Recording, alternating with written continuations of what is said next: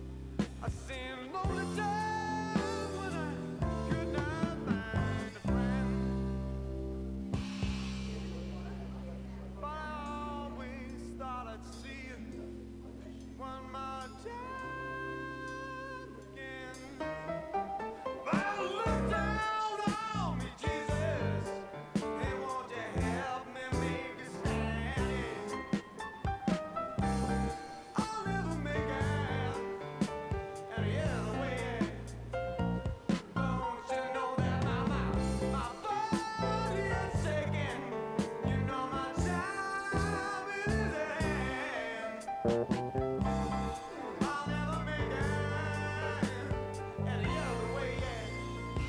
Why? Well, I've seen fire and I've seen rain. I've seen sunny days that I thought would never end. I've seen lonely days when I could not find a way.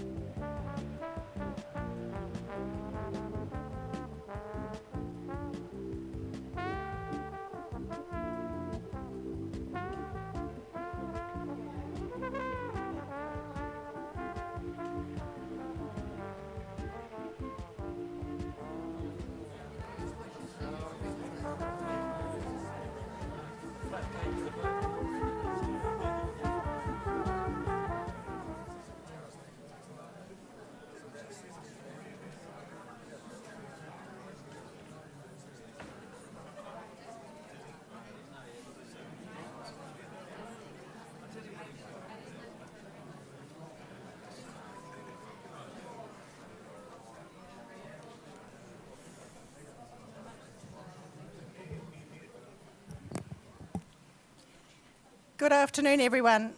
My name is Mary Death, and yes, Jeff would have had a laugh at that. Imagine someone with the last name of Death helping to kick off his final gig. It's my absolute privilege on behalf of Dana, Dwanette and Lisa and their families to welcome you here today as you gather to not only bid Jeff goodbye, but also to celebrate all that he was and the part he played in your life and you in his. It is a time to mourn. He touched your life in some way, huge or small, and he is no longer physically here to do that, and that will leave a hole in your heart and in your memories.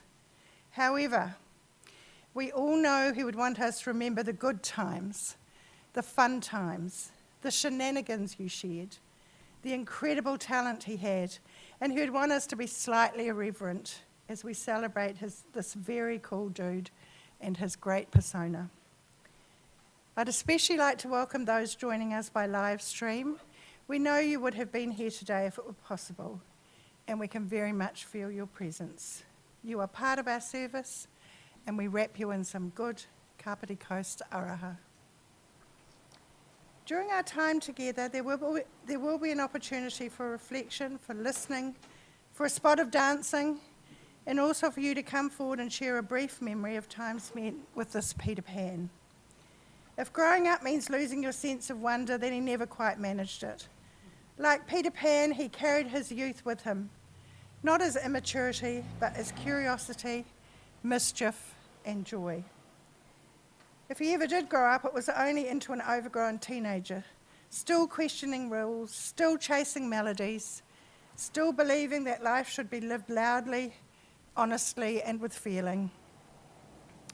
His music, which began in Kent, England, when he won a scholarship that set him up on his music path, was his Neverland, a place where time loosened its grip and the rest of you were invited to remember who you used to be. And for that, I believe you are better and braver than you would have been without him. How lucky New Zealand and many corners of the globe were to witness and share his talent when he immigrated here at the age of 16 with his parents. New Zealand is a richer place for having him in it, in more ways than one. If you didn't get a chance to sign the memorial book on your way in, and I did notice there was a bit of a traffic jam, please do so before you leave. With so many here, it's impossible to remember all who came to pay their respects. And this is a really lovely memento for the family to look back on in the days and months ahead. At the conclusion of the service, Jeff will remain here in the chapel, and you're invited to share refreshments in the lounge and continue to reminisce and support each other. Just one little bit of housekeeping. Can you just check that your phones are off or on silent? Imagine anyone interrupting Jeff during his show. Maybe we should set up a fine so anyone that does go off, they can contribute. We're now going to have some family tributes. These three strong women of whom Jeff was exceedingly proud, and who, when I met with them, had me laughing and crying as they told me of some of his escapades. Totally no BS, but an absolute ton of love from them. I'd like to invite Dana, Dwanette and Lisa up to pay tribute to their dad.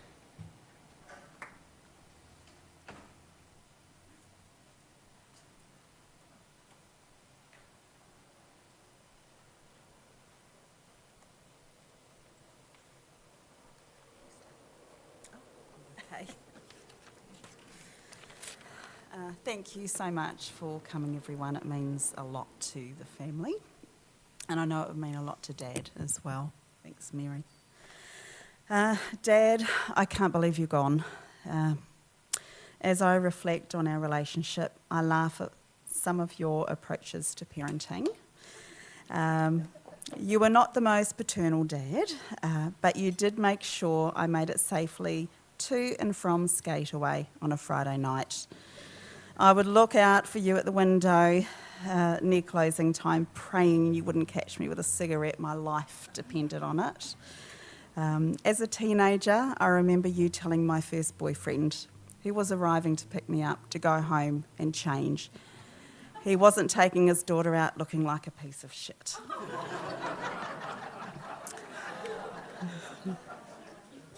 You insisted on teaching me how to do skids and burnouts on the wet grass so I knew how to pull up the car if I was caught off guard speeding.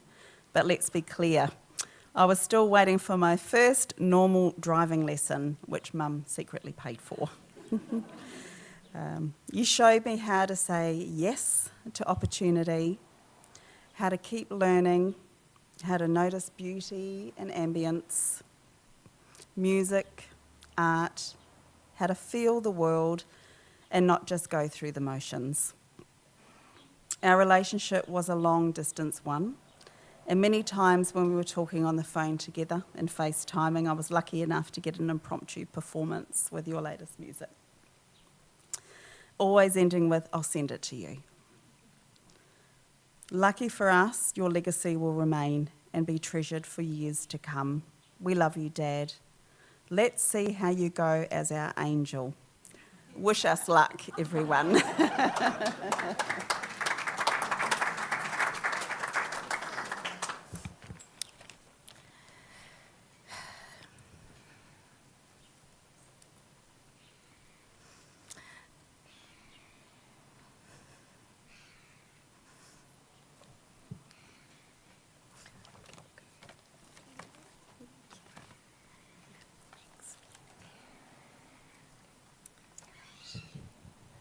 So on behalf of Toinette, who is incredibly creative and talented with her words, just much like Dad was actually, I'm just going to read out a poem on her behalf. My dad, the true artist. My father built a stage in our lounge room, planks of belief and borrowed space. Old jazz records stacked with care against the wall. He practiced there, breath bent into brass, fingers arguing gently with time. We played there too. 3 girls pretending to be something else. Oh, yes, we did.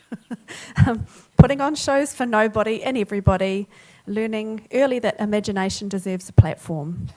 At night, he was often gone, chasing music through dim rooms and late hours. On weekends, he became someone else entirely, horse trainer, rider, grounded and exact.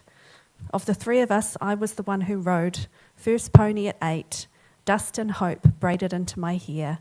He trained me hard, saw something bigger than I ever did, spoke Olympic dreams like they were facts, not wishes.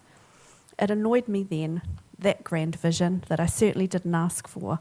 Now as a mother, I see it clearly. He wasn't demanding greatness, he was offering it. Planting a vision and trusting me to grow into it, or not, he was quirky. Struggled with things others found easy, writing, organising, fitting cleanly into boxes. Yet there were so many things he was extraordinary at. Finding my own neurodiversity later, I see him everywhere in it. The brilliance, the friction, the way the world sometimes missed him because it didn't know how to listen. He wasn't always an easy dad, but he was loved, gently, kindly, with the acceptance he deserved. And now looking back, I value his love more than ever. My last conversation with him was Christmas. He offered ideas to help me in my work, youth work solutions that didn't quite fit, but oh, how they mattered, because he was still imagining with me, still believing, still reaching. Music was never ambition for him, it was oxygen. He needed it like air, and it gave him what nothing else could, a place where all his complexity finally made sense. So I carry him forward now into the lives of his 3 grandchildren, all the love, all the vision, all the generosity of spirit. My dad, the true artist.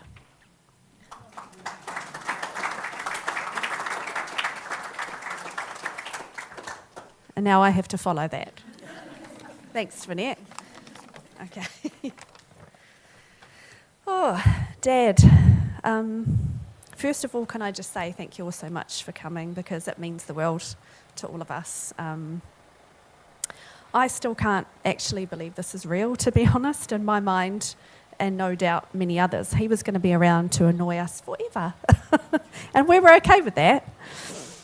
When you would walk in a room or arrive at an event, your energy, Dad, would completely fill the room. You were larger than life, and I have never met anyone like you, and I know I never will. I started to figure out from a young age that my dad was different from other dads. While other dads were getting home from work at 5 on a Friday, my dad was getting ready to go to work until all hours of the morning. I remember sitting at band rehearsals, watching you perform with Midge Marsden, perform as the opening act for Al Jarreau, hearing all about your tour with Billy T. James, and waiting excitedly to see you playing on live TV each telethon, while we stayed up all night in pyjamas waiting for your time slot and being so excited and proud when we saw you on TV. I also knew it was not normal to be out clubbing at 21 years old to find that your dad was leading the resident band at the most popular nightclub. Waving, "Hey Dad," with all your mates at 3 a.m. is probably not the norm. I learned to love and be proud of the fact my dad was unique and different. Our household was not a traditional one. Waking up to Dad playing the trumpet at 7 in the morning on the weekends. Music always playing, a purpose-built stage in our lounge, complete with mics, speakers, and a stage to perform on. Dad, you taught us what it looked like to be a creative, to not conform or follow the rules of what was expected. A 9-to-5 job? Hell no. Working for anybody but yourself? Well, that meant being told what to do. Also a hell no for Dad. That was never going to be you. Even as a kid, I wondered where you got all your energy from. I would think, how is he playing all night only to get up at 6 a.m. and spend the entire day competing in a national level horse show, cross-country, eventing, dressage? Your passion for horses and horse riding matched your passion for music. You literally could not keep still, and you seemed to excel at everything you were passionate about. Nothing slowed you down. Saying I love you was not your style, so you would always say to me as a little girl, how does it feel to be loved so much? And I'll never forget my 21st when you wrote and sung me a song which had everyone, including me, in tears, or the moment you walked me down the aisle. Yes, you were complex, stubborn, opinionated, and we had our tricky times, but above all, you made it clear that I was your baby and you were my dad who loved me. It was often you, me and Mum, and even after you and Mum went your separate ways after 35 years together, I admired how you still cared for her, and without a doubt, every catch-up we had, you would ask, is Mum okay? Does she need anything?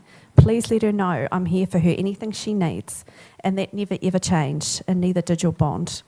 Watching the two of you holding hands and saying goodbye is a moment I will never forget.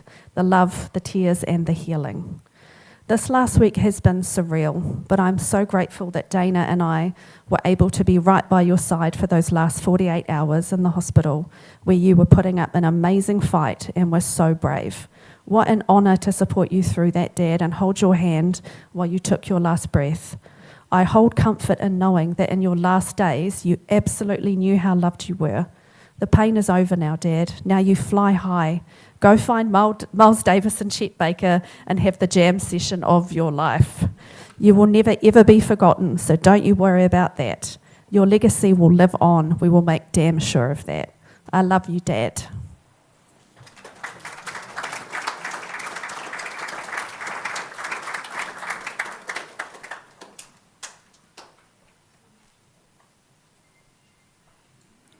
How proud he is. Tony is Jeff's niece and the daughter of his big sister Carol. According to the girls, Carol is the only one on earth who could actually put him in his place when he needed to be. So I'm sure Tony will have some thoughts from Carol to share too. Would you like to come forward?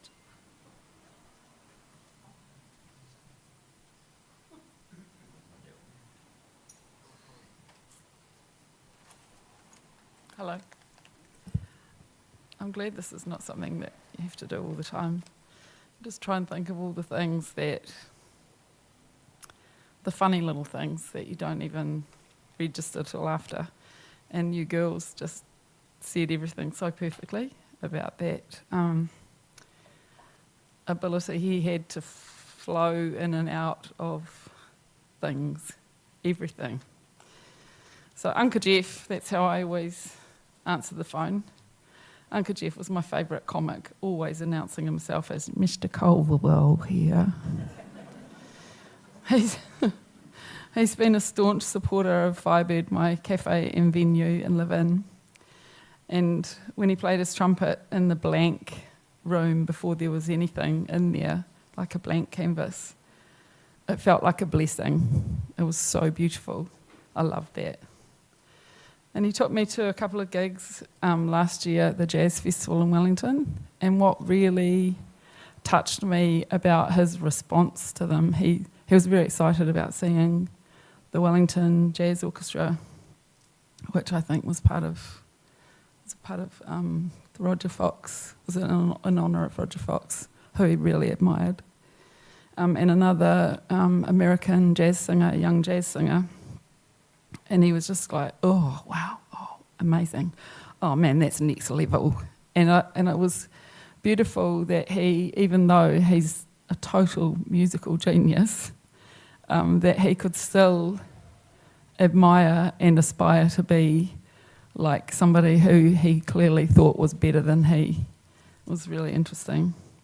And talking with Peter the other day was really nice because he said he's that comic genius, that genius like Chet Baker or Miles Davis. But he is that to me. It's really amazing. And the way he passed his passion on to other people, especially young people, so generously until the end, and even buying my granddaughter, Wilhelmina, a tiny keyboard because she's very musical. But he wanted to get her a small one for her small fingers. It was really interesting. And even in hospital, when I took Carol, his sister, to see him, he was practicing. He could hardly hold his head up, but he was still practicing because he had to, an hour a day at least. And his fingers patting up and down on the keys that weren't there. One customer came in and said of him yesterday that he was going hard right up till he crashed the car, and always planning and practicing and sharing like there was no tomorrow. And I learned that lesson from many people, to make the most of every moment in the life. But he embodied that. He just was going hard out in every direction until he couldn't go anymore. I felt like I've lost a bright lighthouse, but I'm thinking that his music and humour will live on like a watermark on people's lives. Love you, Jeff. Thanks.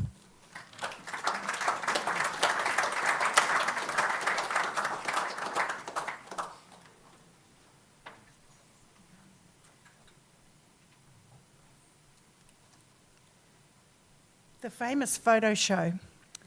Where to begin? Such a handsome man and so many phases of life. There's even some BG lookalike photos in there. As an especially poignant message for their dad, each of the girls has chosen a piece of music to accompany the photos. The first piece of music is You'll Be in My Heart, Phil Collins, and was chosen by Donette.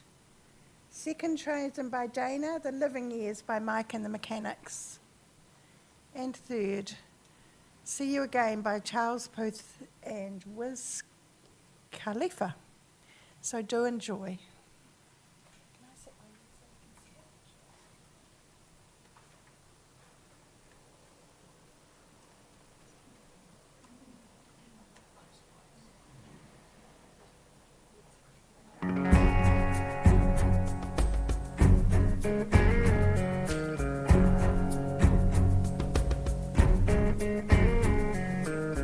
Come stop your crying, it will be alright.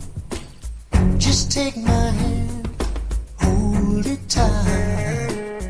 I will protect you from all around you. I will be here, don't you cry. For one so small, you seem so strong. My arms will hold you, keep you safe and warm. This bond between us can't be broken. I will be here, don't you cry.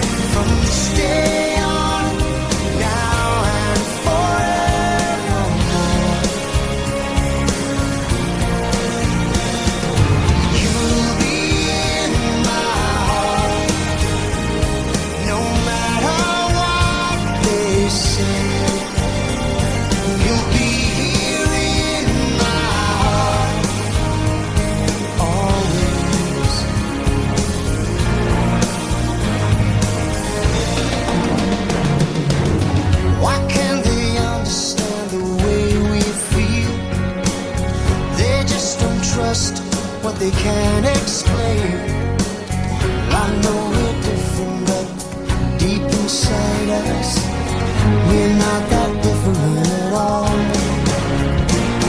And you'll be in my heart. Yes, you'll be in my heart. From this day on, now and forevermore.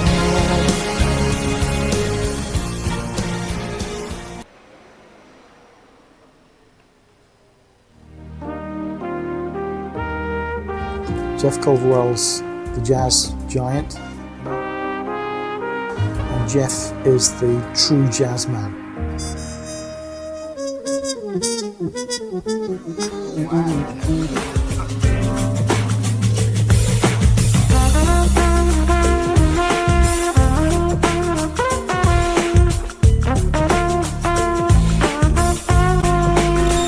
He's one of this country's most prolific horn players.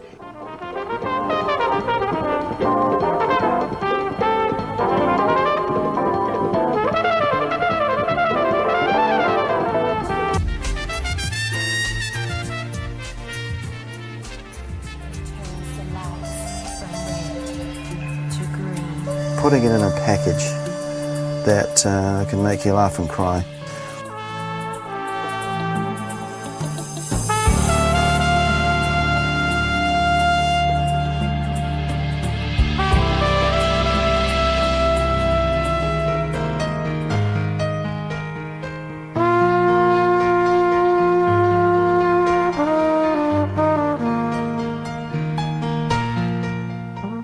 Unbeknown to me at the time, it was Bruno Lawrence and Jeff Murphy.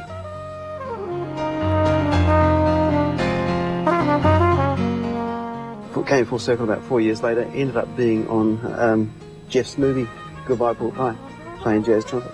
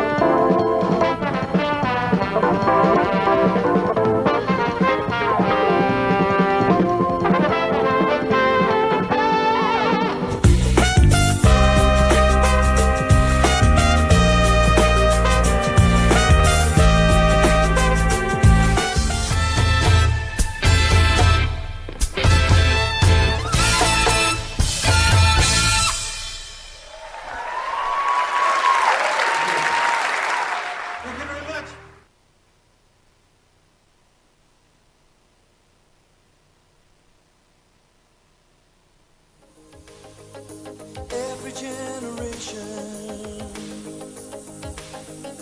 blames the one before,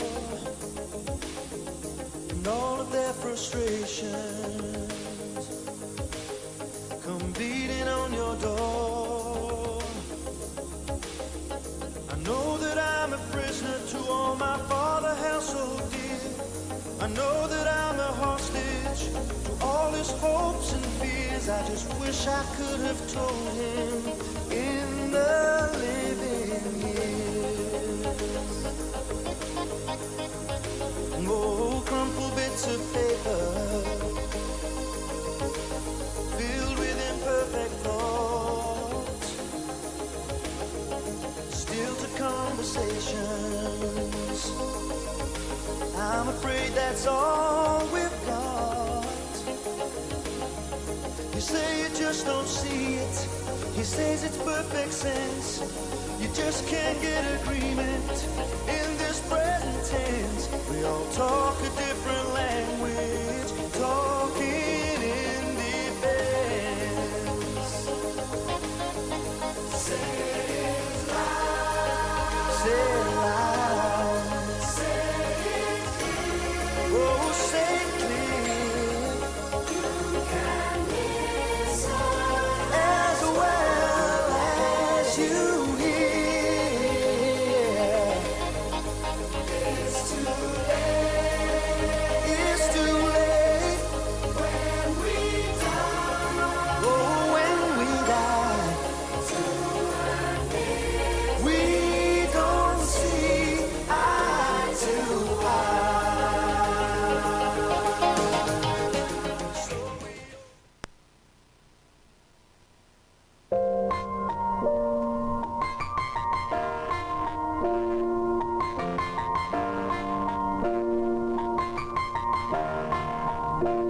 It's been a long day without you, my friend, and I'll tell you all about it when I see you again. We've come a long way from where we began. Oh, I'll tell you all about it when I see you again. When I see you again. Damn, who knew? All the planes we flew, good things we've been through. That I'll be standing right here talking to you about another path. I know we love to hit the road and laugh, but something told me that it wouldn't last. Had to switch up, look at things different, see the bigger picture. Those were the days, hard work forever pays. Now I see you in a better place. See you in a better place. How can we not talk about family when family's all that we got? Everything I would do, you were standing there by my side. And now you gon' be with me for the last ride. It's been a long day without you, my friend, and I'll tell you all about it when I see you again. I see you again. We've come a long way, Came a long way. from where we began. You know, we started. Oh, I'll tell you all about it when I see you again. I'll tell you. When I see you again.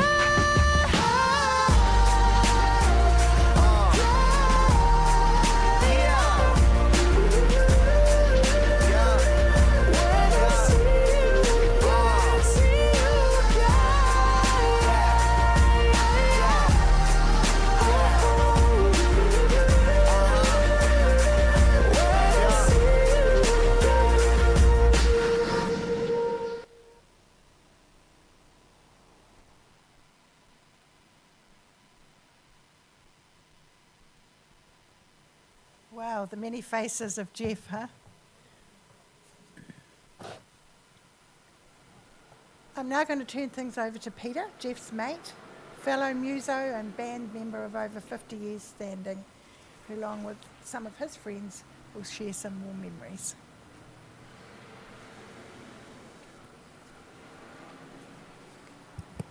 Got my charts. Culver Well. Some of us used to call him that. Some of us called him GC. That Murray here from the Quincy Conserve, he'll talk soon. Look, knowing Jeff, he won't be sitting quietly right now anyway. So he'll be up there jamming with Fox, Rob and Martin Winch, his good friend Roy Phillips, who's probably warming my piano seat at the moment, and Malcolm Heyman from the Quincy's, who used to always say when we were out having a drink in a break in the Quincy Conserve, "Stage, please." So Malcolm, I'm sorry, no plans to come up soon, mate. So we can all relax here, all right? So we know he's in safe hands. But Jeff, just for half an hour, put your horn down, man. Just focus, all right? Because we are down here for you. You know, there's a saying, an old saying in music, which is music is life and life is music. And if that phrase ever rang true for anyone, it was true for Jeff. Jeff didn't have a life that included music. Jeff's life really was music from go to woe. By some good fortune, I ended up in a lot of his bands that he played in and formed. We had a real musical chemistry, Jeff and I. It was magical. It always seemed to work when we played together. So I got a front row seat.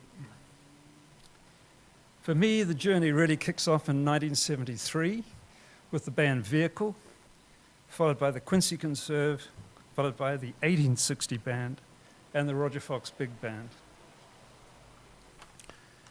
After time out in television and composing music soundtracks, I reconnected in the 90s and the 2000s. I joined his band VSOP with Manny Abrahams and Darren Mathiasen, and we rocked some great clubs in Courtney Place in its heyday.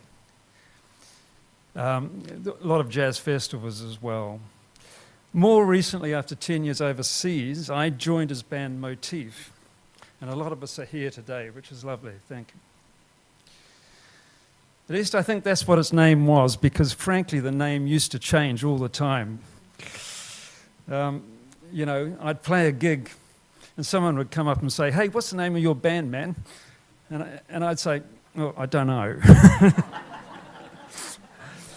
and you'd never know who the hell you were playing with until you got to the gig, right? But I tell you what, it always worked.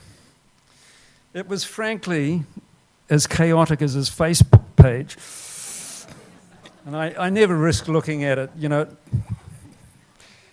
I don't know what you're on, Jeff.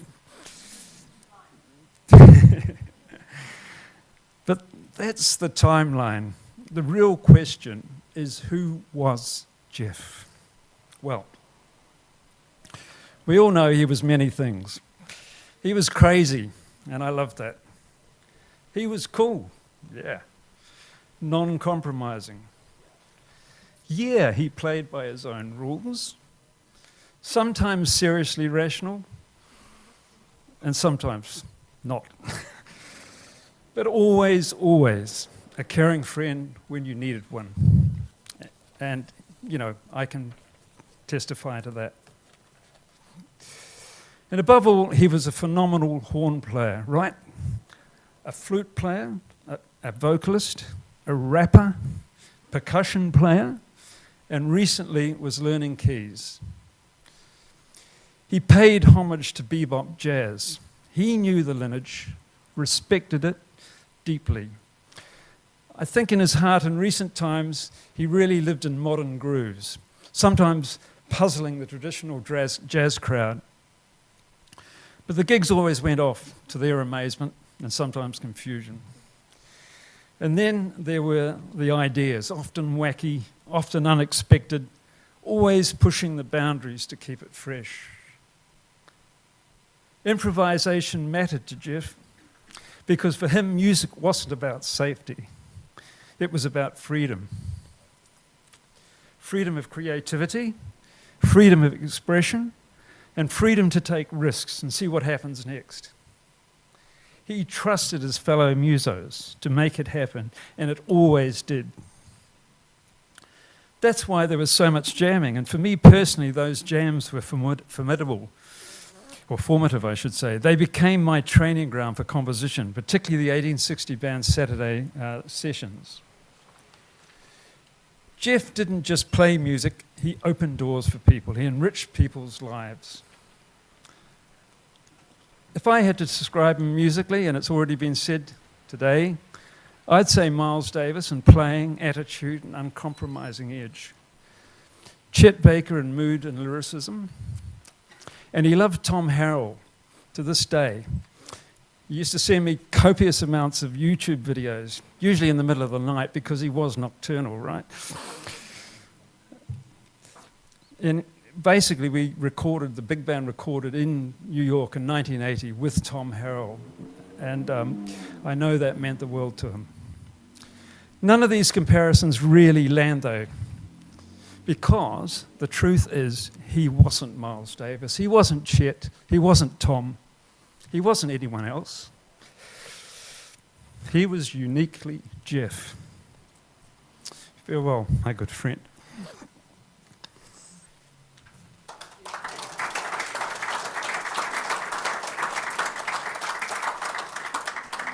So to honour that classical era of the 70s and the 80s that I just mentioned earlier, we have a member from each lineup to come and talk now. So I'll invite Fritz Stigter, who was in Vehicle, the first band in 1973, to say a few words. Thank you.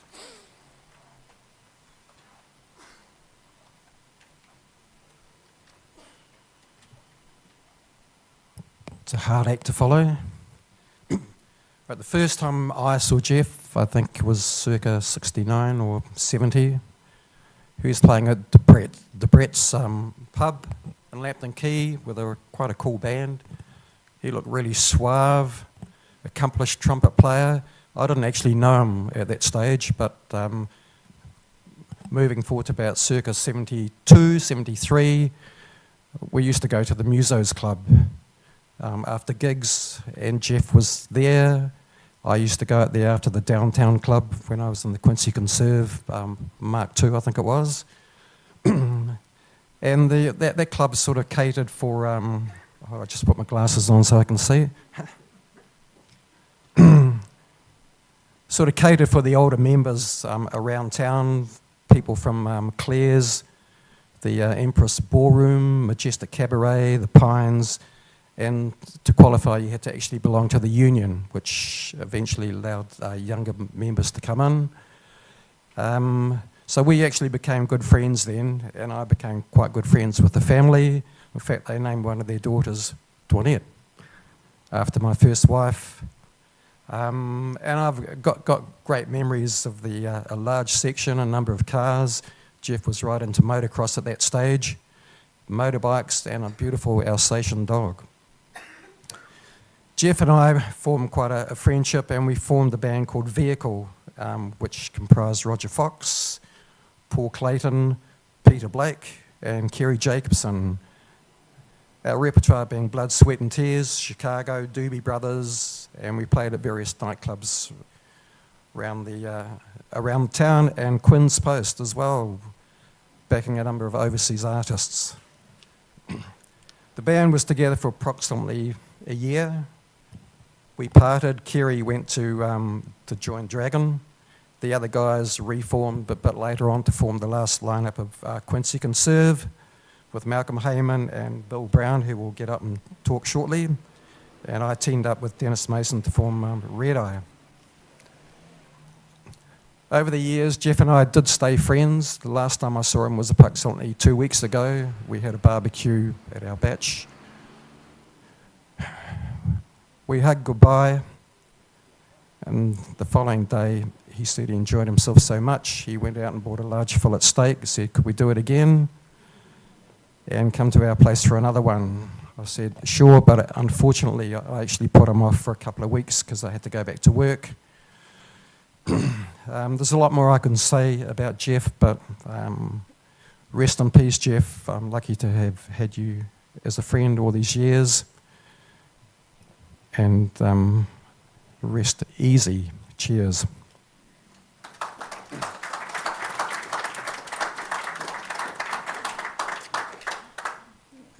Thanks, Fritz. I'd like to introduce Murray Loveridge, who was the bass player in the Quincy Conserve, just to come up and say some words. Thank you, Peter. The first meeting of Jeff was around about 1973.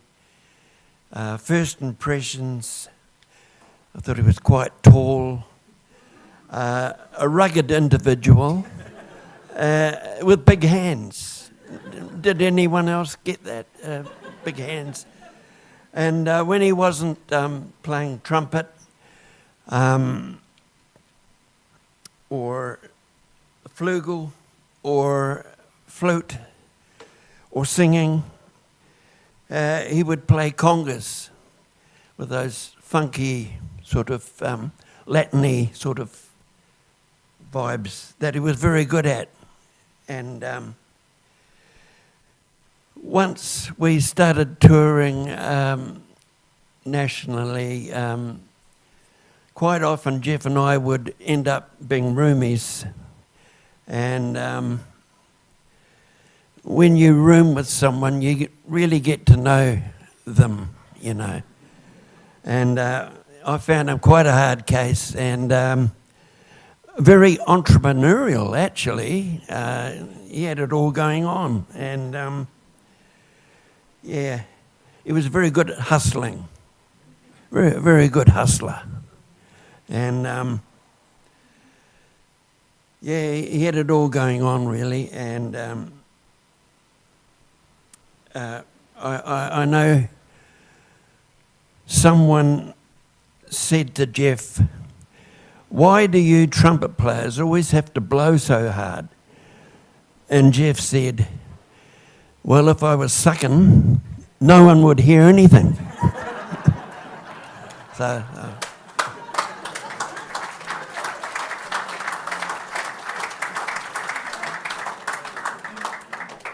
Hey, cool, Murray. And we have Billy Brown here, who was a drummer in the 1860 band. He was in the Quincy's as well. Oh, no, were you? Yes, sir. You were? Oh, God, there we go. This is what happens with old age. I was there too. Was I? You sure? I can't remember a thing. Anyway, yeah. So Billy was the drummer also in the 1860 band after the Quincy's and the Roger Fox Big Band, which in fact started as the Golden Horn Big Band. So come on up, Billy. Tell us some stories, man.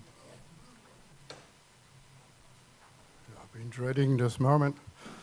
Can't look at you. I'm scared of public speaking.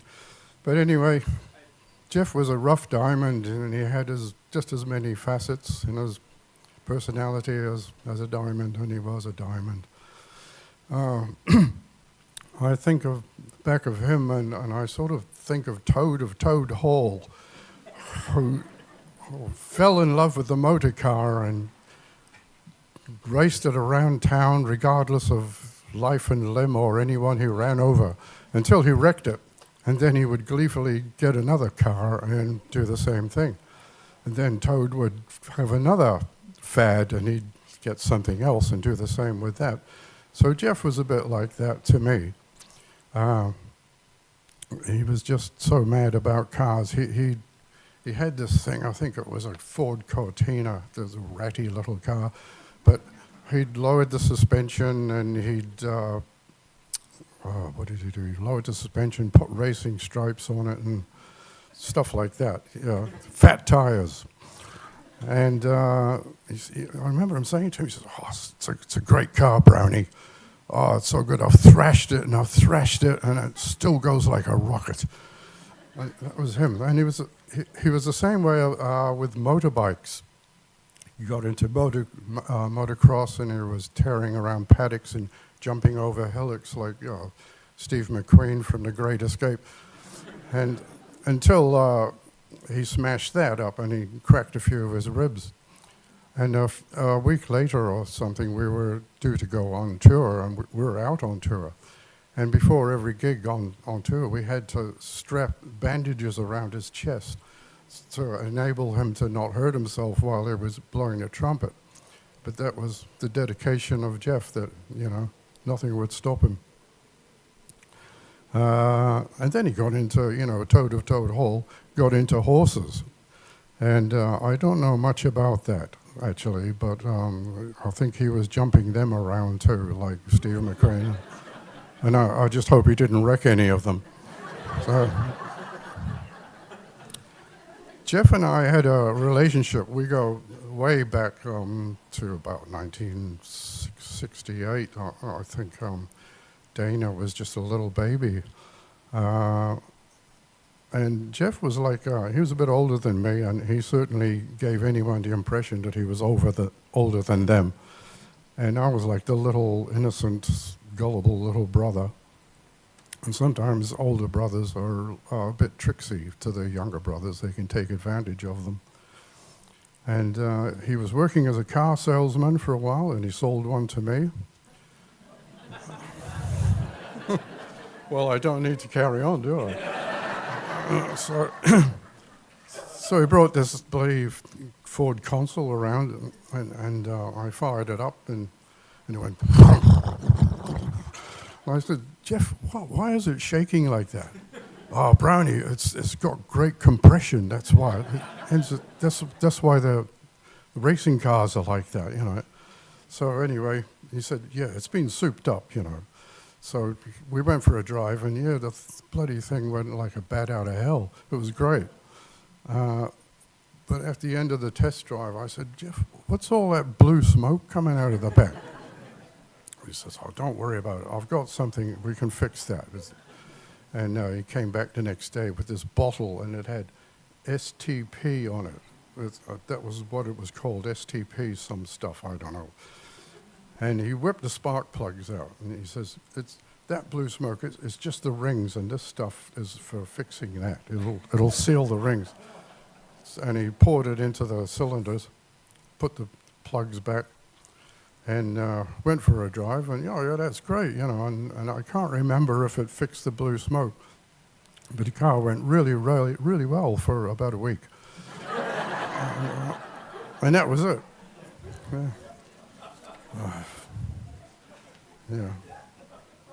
Yeah. Getting back to Jeff's musical history, as I know it. When I first met him, we sort of clicked because, he asked me where was I from. I'm a Liverpudlian. He's from Kent. So I was the nasty northerner and he was the southern softy. But as it turned out later, I was the soft one, a bit soft in the head. Still am. Jeff told me that he'd, back in England, played in a youth orchestra. I think it was connected to the school he went to, the Marine School.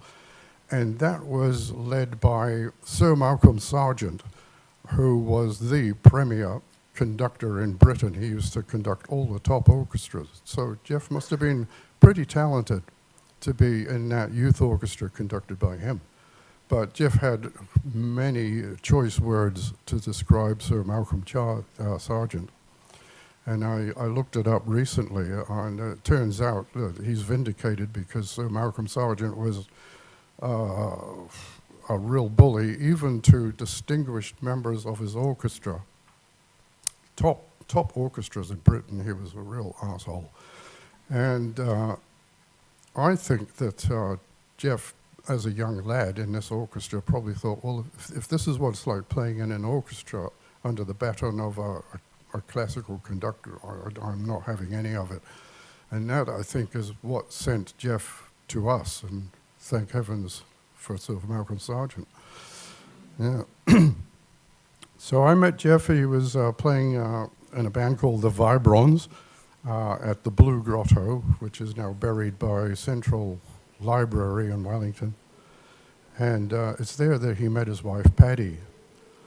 She was singing in a duo, and the duo was a guest act with the band, the Vibrons. So Jeff was playing like dine and dance stuff at that time. So from his evolution went from classical to dine and dance, rock and pop of the 50s and 60s. Jeff renamed the Vibrons to the Electro Brass Complex, which is, I guess he liked naming bands.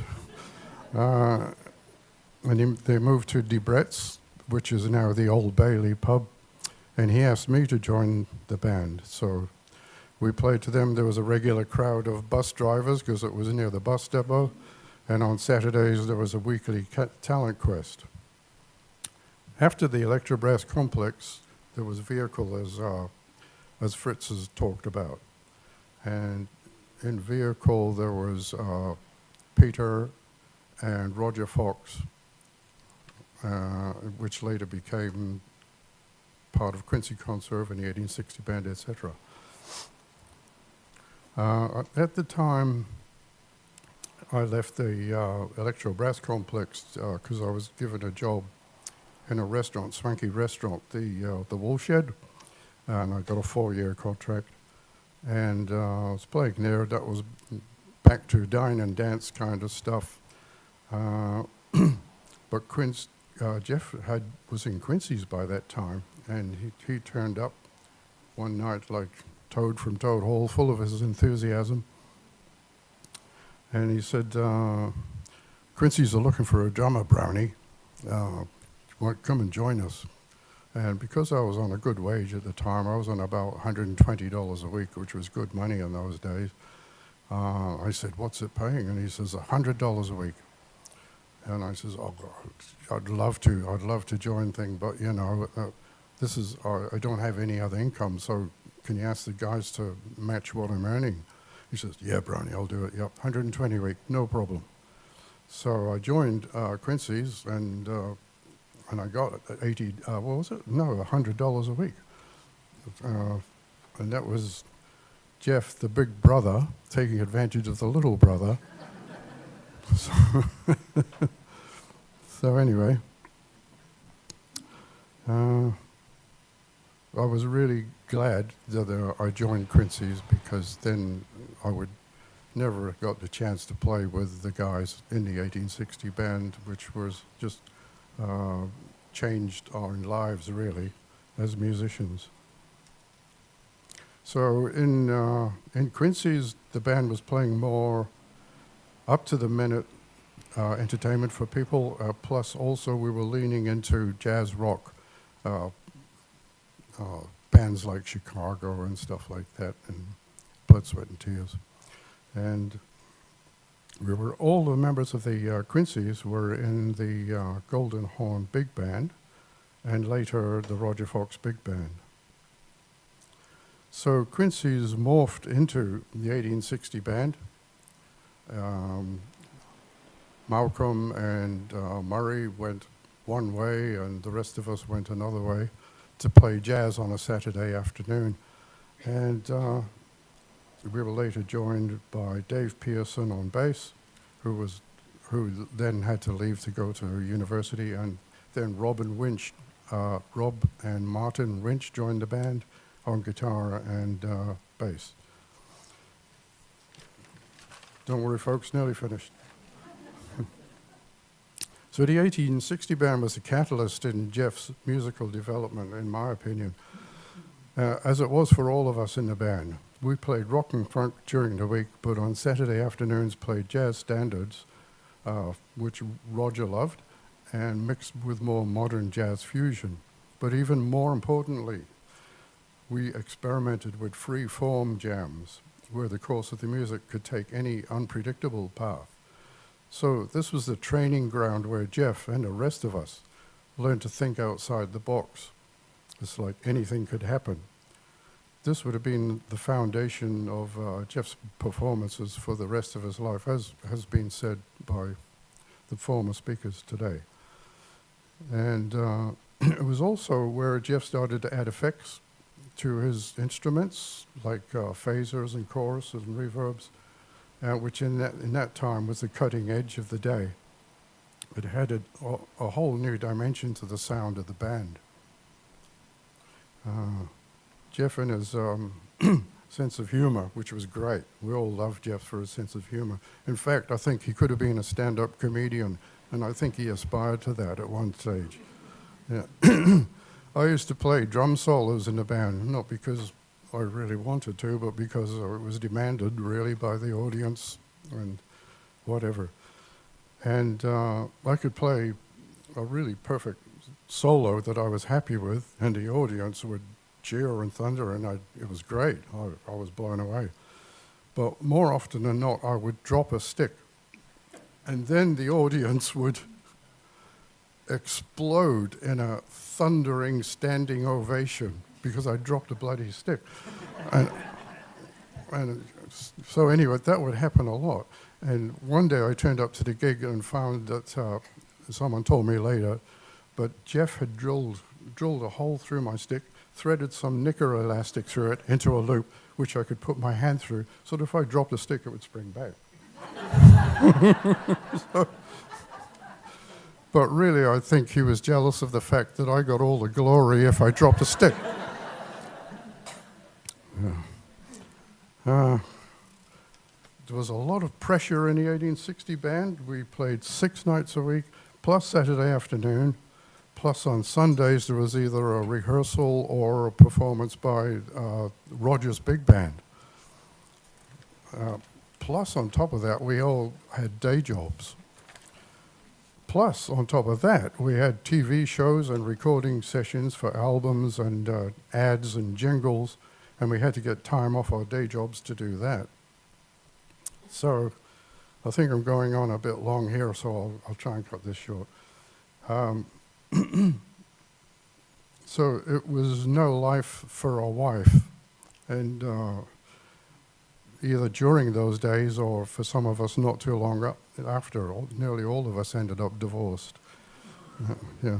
Particularly tough for Jeff because he had a car grooming business going, and it mustn't have been turning over. He couldn't pay his bills plus his taxes, and he got into trouble with the IRD. So he had a lot of stress, but it's amazing that he could come through with what he did in face of all of that. And he was an artist, and he had an artistic temperament, which means sometimes he could be a bit volatile, you know, he'd spit a dummy. And But thank heavens for Jeff and thank heavens for the guy that he was, because he was like the salt and pepper that lifted us from the blandness of what would have been a boring life and, you know, playing with ordinary, boring people. After 1860s finished, Jeff formed a band called, he took about 6 or 8 years off from playing in bands.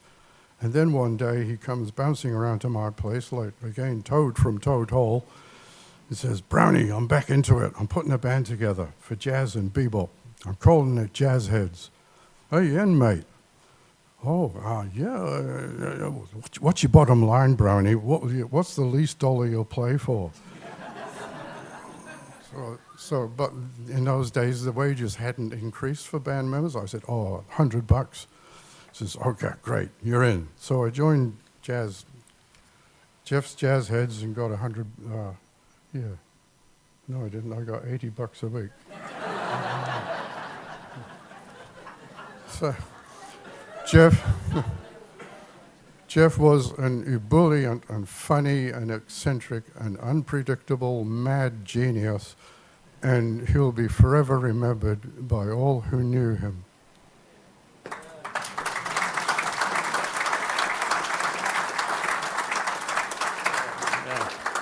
Oh, yeah. Good one, Brownie. I'd like to finish by sharing my last text to daughter Lisa when Billy and I arrived in Palmy Hospital last Monday. We were unable to see him because his health was really deteriorating quickly. We sat at reception, didn't go any further inside. The receptionist gave me Lisa's phone number to text to. So I sent him a very quick text, frankly in tears. I said, "If you can tell him we love him and all musos are thinking of him." And Lisa's reply, a day later, she said, "Hey, I gave him your message today when he was coherent." And he smiled, and he said, "Oh, yeah." Thank you.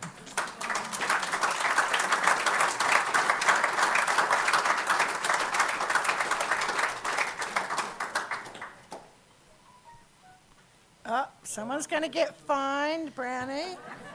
Whoa. That was Brownie, Jeff. As I mentioned earlier, we do have a wee spot for maybe 2 or 3 people to just do a short tribute. I know there's probably tons of stories out there, but I also know that you're all dying for a cup of tea. So is there anyone that would like to come forward? I don't want to put you off. Well done. Come on up. You need to be on the microphone for the live stream.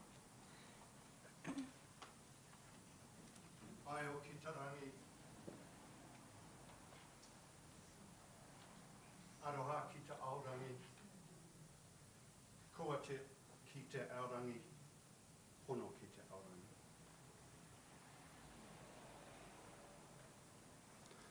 aorangi. To Jeff's whānau, tēnā koutou. To the A-list musos, g'day. And all you other good folks that knew Jeff, chūdois. My association with Jeff wasn't that long, maybe the last 4 or 5 years. And he was, I've discovered a lot about him. I wish I knew that when I first met him. The neurodivergence. He would tell me about gigs. He organised a few gigs for me, and he would tell me the wrong time. And I would get there, and the venue owner got pissed off. And there's a few things like that happened. Over the last few years, it was me booking the gigs and talking to him. The last gig we did was at the Wellington Jazz Fest last year, and Not on the A list, it was a part of the blues thing. And I saw on his Facebook page that he said he was going to be there at 5. We started at 4. And I messaged him and said, mate, we're on at 4. And he said, oh, and he did reply. To his credit, he did reply. And he said, oh, I might be half an hour late. And that's fine. You know, he was just the fucking trumpet player. So we could do the gig without him if we had to. I know I say that flippantly because I had the utmost respect. It was a privilege to play with a guy like Jeff. And never really had to rehearse, and he didn't like rehearsing. He would just say, as long as you keep it straight, you know, as long as you know what you're doing, I can hear it, and I'll just go there. And that was the way we worked, really. I tried to organise horn sections, but he hated fucking horn sections. He never told me that, but he did everything he could to wreck that idea.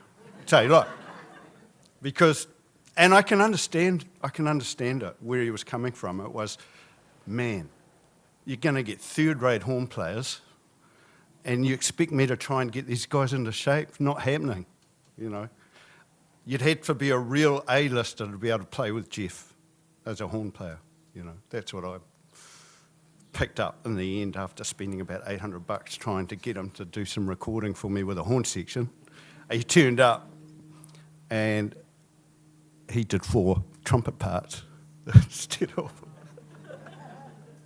And it sounded great. It sounds really good. So he recorded on 2 of my albums, my last albums, and he was wicked in the studio, just awesome, you know. And I said to him, that song on that album that you played on, that was the best thing on the whole album, to be honest. But I never said it, never told anyone else that but him. And anyway, the other thing about him, travelling in the car with him,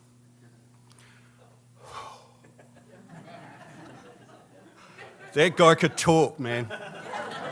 That guy could talk. And I'd be driving, you know, and I let him drive, hoping that he would stop talking, but he still talked. I was absolutely rooted when I got, you know.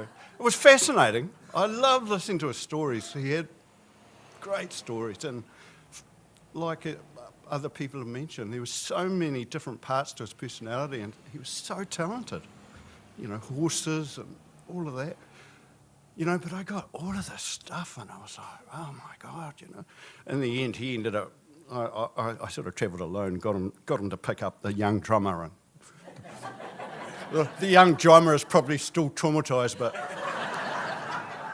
but that's what you have to do. You have to pay your dues, young fella. Yeah. So, yeah, no, I mean, my nickname for him was, when he misbehaved, was Joffrey. I called him Joffrey. And this gig in the Wellington one that I was telling about where he was late, well, he was late, half an hour. That was fine. I was prepared. He let me know. But then he got on the stage and Joffrey came out. He was bitching about the sound guys. Oh, they're not doing it for me. They're not doing it. And he came over in between the songs, came to me and says, I need to play on your microphone. And I looked at him. By this time, I was a nervous wreck. You know, I had this set list and everything was all sweet. And then all of a sudden, I was like... So I had to sing and then stand back. And he did brilliant, as he always does. And then after a while, he settled down and went over to his mic. And all of a sudden, it was sort of forgotten. But Joffrey came out in that last gig. Jeff. And I'm a band leader, right? And every band leader in this room knows you just have to take it. At the end of the gig, I said, Jeff, you were awesome. Jeff, you're fucking awesome. Yes, Joffrey. Anyway, it's enough from there. It's enough words from me. I'd like to sing a waiata for Jeff. It's a song of mine called Sound of the Wind. Never sung it without a guitar, so it could be a train wreck. Never mind. Through all your troubles, you chose the light. You never walked in darkness. You never gave up the fight. The flowers you planted in your garden will someday bloom. Then I will feel you in the sound of the wind and the waves crashing on the beaches and the stalls when the horse is coming. All God's creatures chose to walk with you 'cause they could see an angel in the warmth of your touch and your strength and in your kindness from the love in your heart. And when I need someone to pull me through, I will think of you, blowing it blue, shifting time sideways with impeccable groove. I'll think of you and all that fucking feedback. I'll remember you. Kia ora.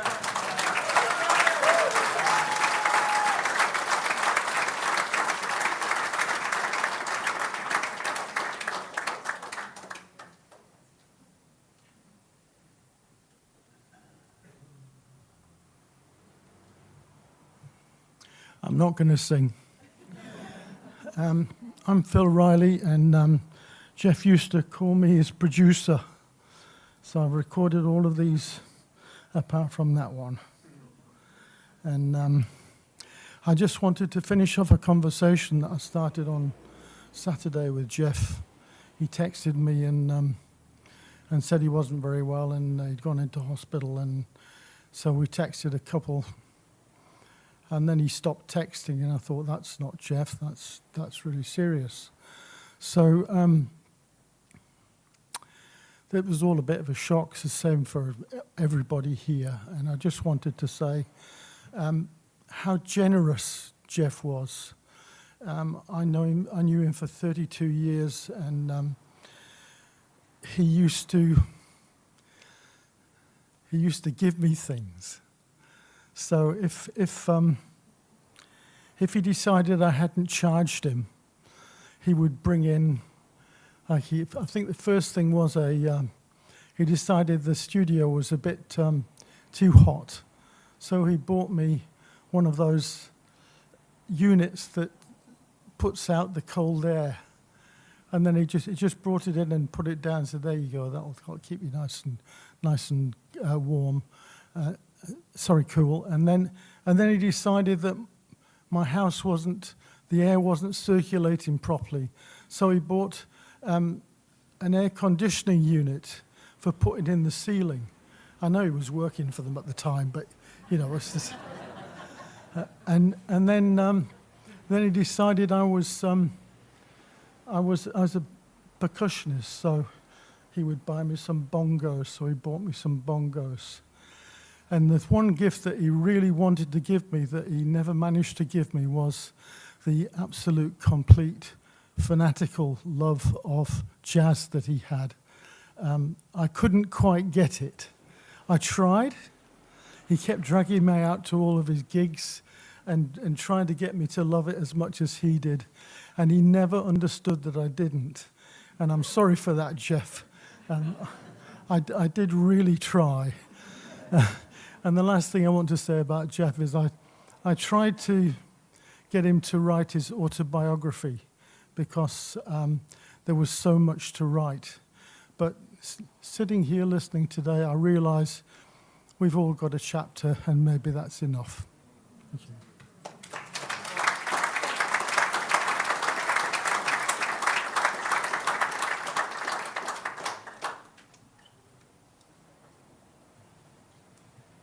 Yeah, Jeff gave me this jacket.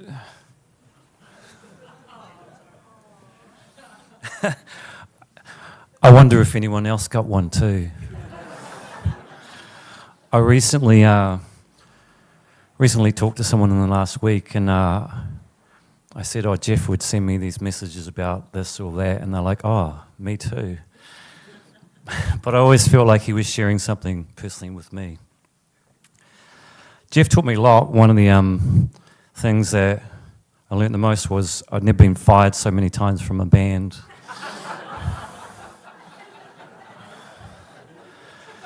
The awesome part was it'd be Saturday and be driving back with him, and he'd be rather grumpy about it all. But on Thursday, he'd call me up and say, "You want to come down, Steve? We'll go to Harrison's, have lunch, and we'll play through some jazz stuff." I had a great love for jazz and fusion, but it wasn't until Jeff came along a few years ago and he saw something in me, I guess, and invited me into that world. And I'm entirely grateful, and I hear the story from you guys this morning about how he saw something else in all of us, how he saw our potential, and I really appreciate it. I feel like he had some secret eyesight that he could see into our souls and see that what we were destined to do. I'm grateful for that. The other thing was I often felt like sometimes on the gigs we didn't really make enough money, but somehow he'd always pay me. And like Phil said, he'd always show up with some piece of guitar gear or something, or a jacket, and then I'd hear some story that he'd gifted somebody else something, and you have one like this?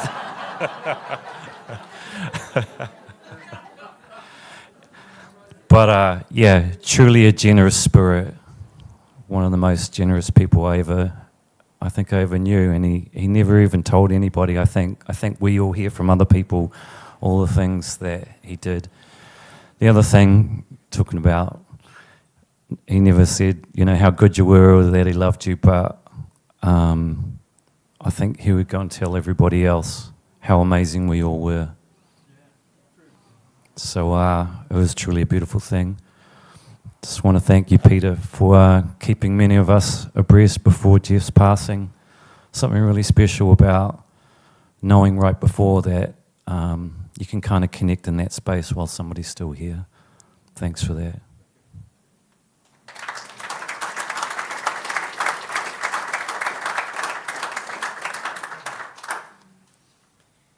Everyone's been very tame, haven't they? I thought we might hear some real bad stuff. The time has come for us to say goodbye to Jeff. Jeff was 77 years old. They'd probably argue that age was a social construct, like time, signatures or trousers with belts. He was a jazz musician of international renown, a composer, poet, songwriter, trumpeter, and a cool dude before that phrase was even legally recognised. As we heard, Jeff didn't just play jazz, he was jazz. Improvised, risky, occasionally confusing, often brilliant. Sometimes absolutely convinced he was right, even when everyone else was quietly wondering what key they were in, and we've heard a bit of that. He flew by the seat of his pants 99% of the time, and the other 1% was probably spent looking for those pants. He was complicated, complex, a true artist. Handsome, yes. Jeff knew this, and he was fully aware of his effect on women, horses, and people he met along the way.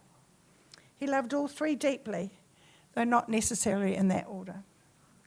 He was a nonconformist, a free spirit, a visionary, an adventurer, a risk taker.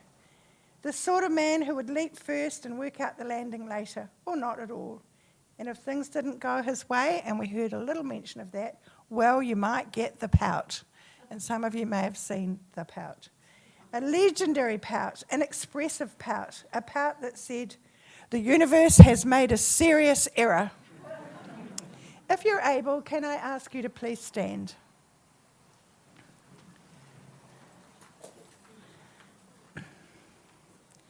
Jeff, you have left us far too soon for our liking. There were many adventures yet to be had. We will cherish the memories we made with you, the good, the bad, and the sometimes crazy. We will talk of you and to you often and listen for your advice and take it if we like it. Your legacy will live on in our memories, our stories, our children and their children. Some of the stories may become slightly embellished along the way, but you would love that. But underneath the swagger and the hustle, and yes, Jeff was the ultimate hustler, there was generosity. He helped people. He believed in talent. He shared ideas.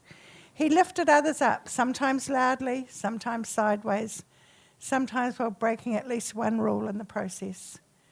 Music wasn't just something Jeff did. It was something he passed on.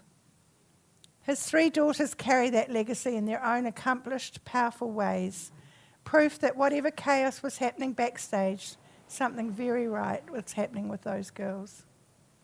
Jeff lived as he played, boldly, imaginatively, occasionally off-road, and always with feeling. So today we don't say goodbye quietly. That wouldn't suit him.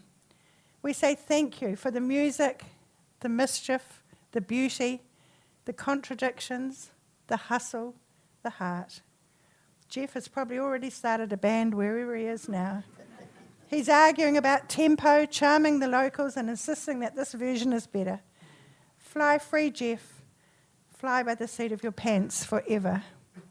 And as Dylan Thomas said, do not go gently into that good night. Old age should burn and rave at close of day. Rage, rage against the dying of the light. Rage or be peaceful. You've got this. And to conclude, I'd just like to think that Jeff might have wanted to leave us with a sentiment such as this, written by Joyce Grenfell. If I should go before the rest of you, break not a flower nor inscribe a stone, nor when I'm gone speak in a Sunday voice, but be the usual selves that I've known. Weep if you must, parting is hell, but life goes on, so sing as well. We're now going to send this man off with a mighty blast from the past, and I want you to feel free to dance, sing, tap, kiss, hug, whatever feels good for you and for Jeff. And please take care of yourselves and each other, and go well.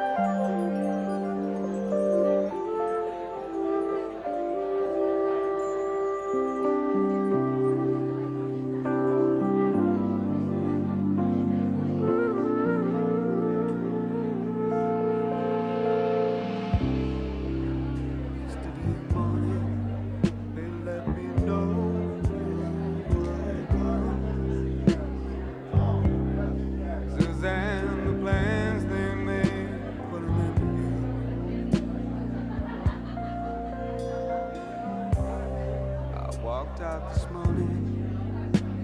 No, I wrote down this song, but I just